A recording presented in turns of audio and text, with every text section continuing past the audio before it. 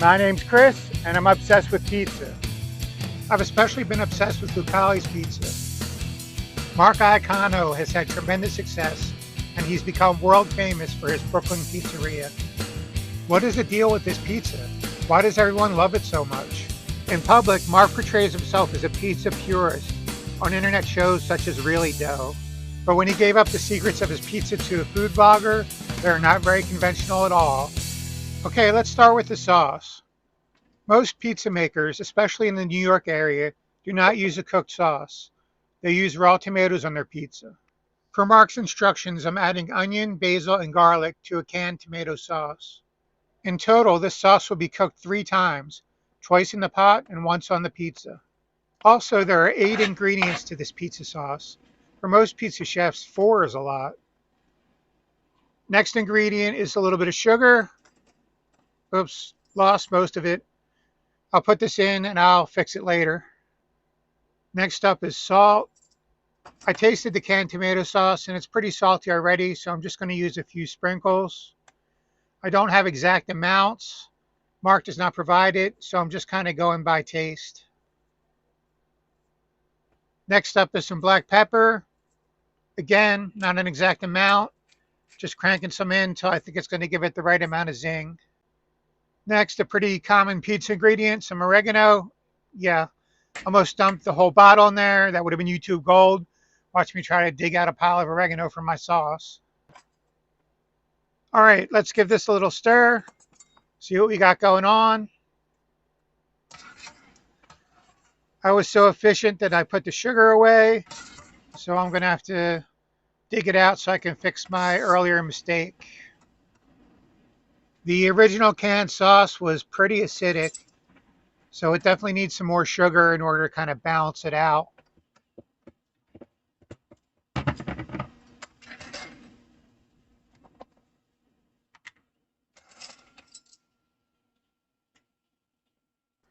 All right, there we go.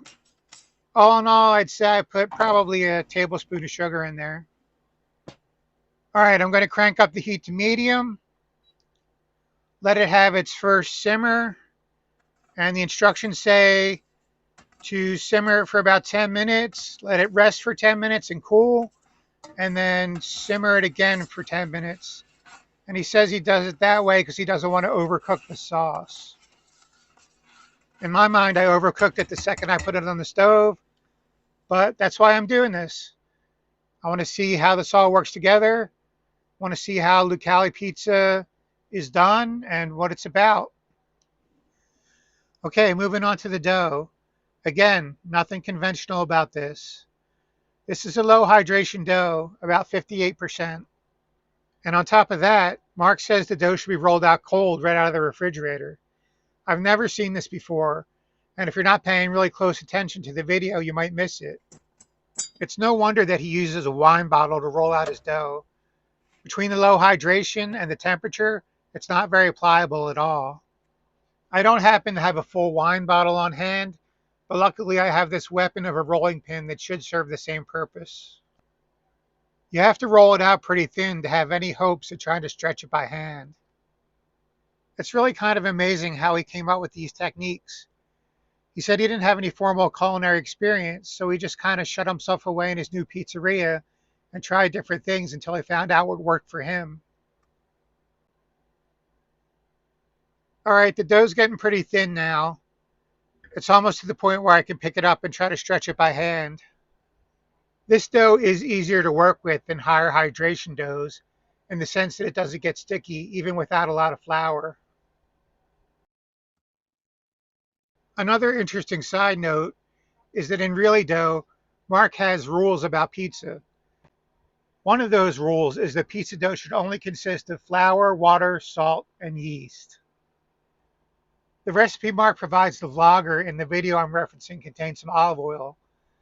I was surprised to see that, but I did put a little bit in mine. I also put a little bit of sugar. I figured it would give the crust a little bit of browning, and since we're breaking the pizza rules, I might as well just go crazy.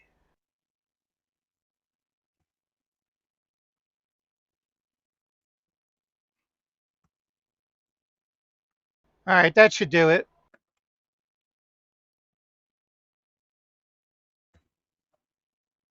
The pizzas that Mark makes at Lucali are a lot bigger, so it's kind of hard to get the leverage that you need to do a proper knuckle stretch. I found that I have to kind of grab the sides first until it gets to the point where I can get it on my knuckles.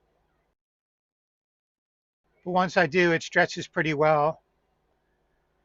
Watching videos of Mark stretch his pizza, I was always kind of amazed at how aggressive he was.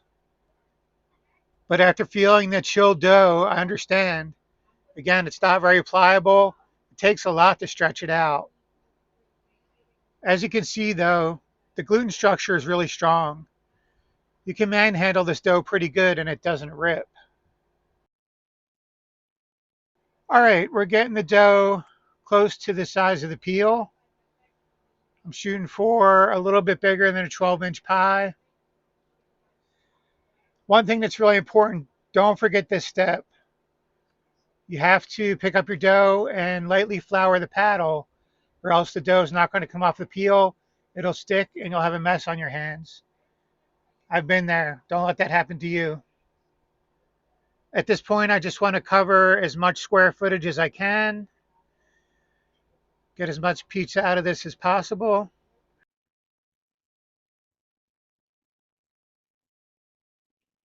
I think I need to give this a little shake just to make sure that the flour is kind of distributed evenly under the dough. And then, again, one final stretch before I go for the sauce.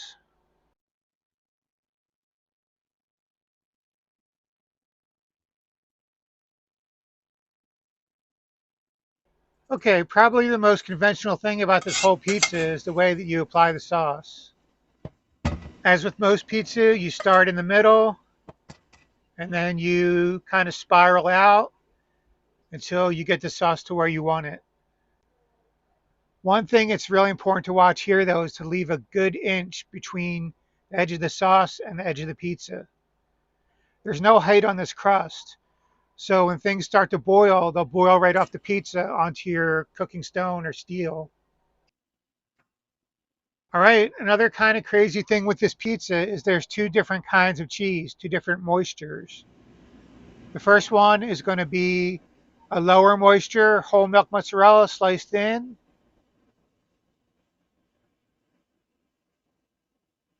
And you just kind of layer that on the pie, not covering the whole pie, just kind of uh, loosely covering it.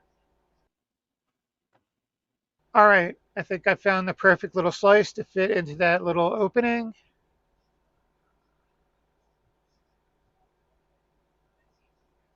And now I'm going in with whole milk buffalo mozzarella. And he says to kind of start by filling in any of the red spots that are left. I think it's kind of important to cover as much sauce as possible because it's already been cooked twice. So you don't want it to dry out even more when it cooks in the oven. So I'm just going to spread the rest of this cheese around kind of haphazardly, trying to get an even coverage. All right, this thing is just about ready for the oven. Launching a pizza into an uni code of 12 is always kind of an adventure. It's hard to see the back of the oven where the pizza's coming off the peel, so you just kind of have to do it by feel and hope for the best. This launch went really well, but the other thing about this oven is because the pizza is so close to the flame, you have to get in there and start turning it really early. If you don't, that section of crust that went in first will burn very quickly.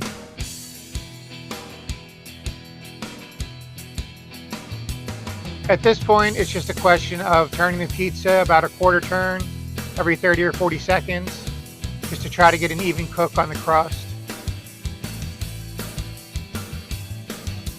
I have a screen down on top of my pizza pan. I always want to make sure I don't put the pizza down right on the pan out of the oven, or it will steam up and get soggy.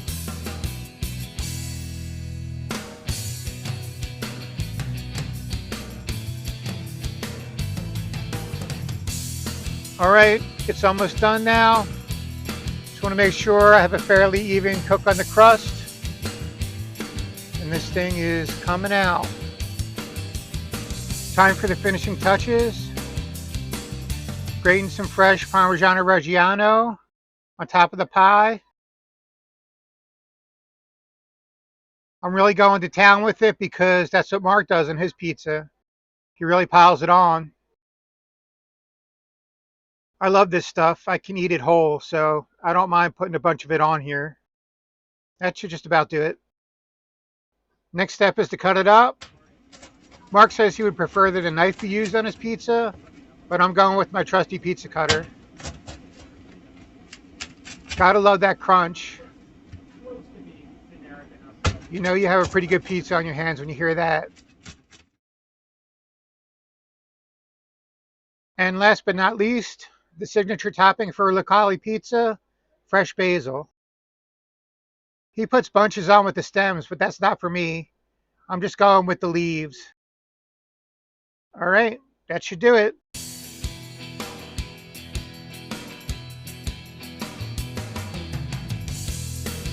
Here's a slice. A nice color on the bottom. Some good char from the sides of the crust. Let's see what all the fuss is about.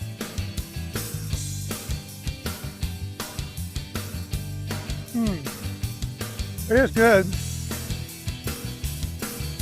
Crust is crispy, light. Good flavor. The sauce does complement the rest of the pizza. I even like the basil, which usually I don't. I did this 8-4. It's not my favorite kind of pizza, but I see why people dig it. I'll drop a link in the description to the video where Mark describes how he makes his pizza. Hope you enjoyed watching this video. If you did, please consider liking and subscribing, and I'll see you next time for more Pizza Obsession.